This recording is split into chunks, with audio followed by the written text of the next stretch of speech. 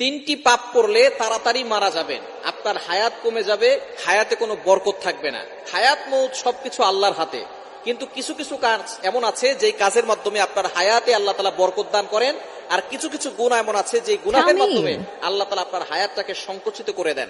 আল্লাহ তাআলা আপনার হায়াতের ভিতরে কোনো বরকত দেন না। দেখবেন কিছু মানুষ বাঁচে 100 বছর কিন্তু তেমন কিছু কাজ করতে পারে না, আবার কিছু মানুষ বাঁচে 50 বছর কিন্তু এই 50 বছরে সে এমন এমন কাজ করে রাখে, দুনিয়াবি দিনী এমন কাজ করে যে মানুষ তাকে স্মরণ করে এবং সে দিনের অনেক খেদমত করে। আল্লাহ পাক রব্বুল আলামিন এই 60 বছরের জিন্দেগিতে, 50 বছরের জিন্দেগিতে যে ভালো ভালো কাজ করেছে এজন্য তাকে জান্নাতের ব্যবস্থা করেন। এজন্য আমাদের হযরত আলী রাদিয়াল্লাহু আনহু তিনি বলেছেন যে আমাদের কিছু কাজ এমন আছে যে কাজের মাধ্যমে আমাদের হায়াতে বরকত আসে, আর কিছু কাজ আছে যে কাজের মাধ্যমে হায়াতের ভিতরে বরকত কমে যায়।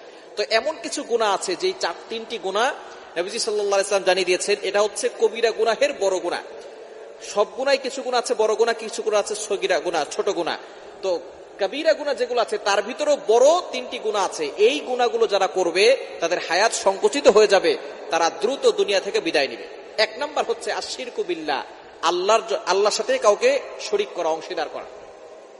আল্লাহ সব গুনাহ ক্ষমা করেন কিন্তু শিরিককারীকে আল্লাহ ক্ষমা করেন। আল্লাহ নিজে বলে দিয়েছেন, কোরআন খুলেন 5 নম্বর পারার 5 নম্বর পৃষ্ঠার 4-5 নম্বর লাইন, সূরা নিসার 48 48 নম্বর আয়াতে রব্বুল আলামিন বলেন, ইন্নাল্লাহা লা ইয়াগফিরু আন ইউশরাকা বিহি ওয়া ইয়াগফিরু মা দুনা যালিকা লিমান ইয়াশা।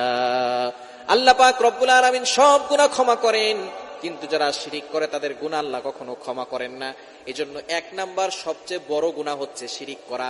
ক্যান্সারের অ্যানসার আছে কিন্তু শিরিকের কোনো অ্যানসার নাই। ক্যান্সারের অ্যানসার আছে, শিরিকের কোনো অ্যানসার নাই। সবচেয়ে বড় পাপ এই শিরিক। এই শিরিক থেকে আমাদেরকে দূরে সরে আসতে হবে। শিরিক হলো সবচেয়ে বড় পাপ, সকল পাপের বাপ। এজন্য শিরিক কখনো করা যাবে না। এক নাম্বার যারা শিরিক করবে তাদের দুনিয়াও ধ্বংস হবে, আখিরাতও ধ্বংস হবে এবং তাদের হায়াত সংকুচিত হয়ে যাবে। দ্বিতীয় নাম্বার যারা পিতামাতার সাথে খারাপ ব্যবহার করে, পিতামাতার সাথে যারা খারাপ আচরণ করে, পিতামাতাকে অনেক সন্তান আছে আঘাত করে, অনেক সন্তান পিতামাতার সাথে কটু ভাষায় কথা বলে, গালিগালাজ করে, এই সকল সন্তানদের হায়াত সংকুচিত হয়ে যায়। দুনিয়ার ভিতরে কিছু শাস্তি আছে আল্লাহ তাআলা দ্রুত দেন, তার ভিতরে এক নম্বর শাস্তি হচ্ছে পিতামাতার অবাধ্য যারা হয়, পিতামাতার সাথে খারাপ ব্যবহার করে, তাদের সন্তান যখন দুনিয়াতে আসে তারাও ওই পিতামাতার সাথে খারাপ ব্যবহার করে। আল্লাহ তাআলা দুনিয়া থেকেই তাদের শাস্তি শুরু করেন এবং দ্রুত শুরু করেন। এজন্য পিতামাতার অবাধ্য হওয়া যাবে না। আল্লাহ তাআলা যেখানেই পিতামাতার কথা বলেছেন সেখানেই ব্যাখ্যা করেছেন।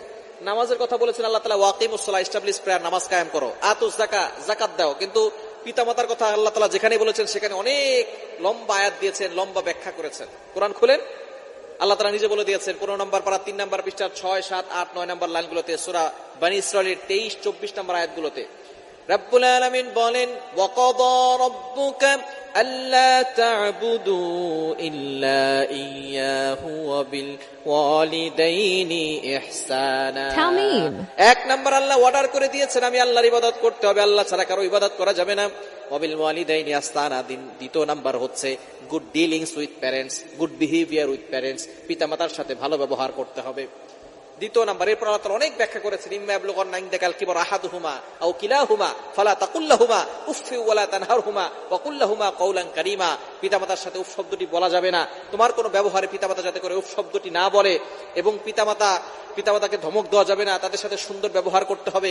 এবং তাদের জন্য আল্লাহ তাআলা দোয়াও শিক্ষা দিয়েছেন, রব্বির হামহুমা কামা রব্বায়ানি সগীরা, এই দোয়া পড়তে হবে। সুতরাং পিতামাতার সাথে যারা অবাধ্য হয়, খারাপ ব্যবহার করে, তাদের জীবনটা সংকুচিত হয়ে যায়। 3 নাম্বার যারা মিথ্যা সাক্ষ্য দেয়, মিথ্যা সাক্ষ্য দেওয়ার কারণে একজন নিরপরাধ মানুষকে জেলখানায় ঢুকিয়ে দিলেন, তার ফাঁসি হয়ে গেল।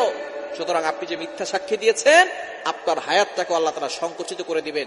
এই মিথ্যা সাক্ষী দেওয়া হচ্ছে জঘন্যতম অপরাধ। নবী সাল্লাল্লাহু আলাইহি ওয়াসাল্লাম এই বিষয়ে সতর্ক করেছেন। এই 3টি অপরাধের কারণে মানুষের হায়াত সংকীর্ণ হয়ে যায়, হায়াত কমে যায়, দ্রুত সে মারা যায়।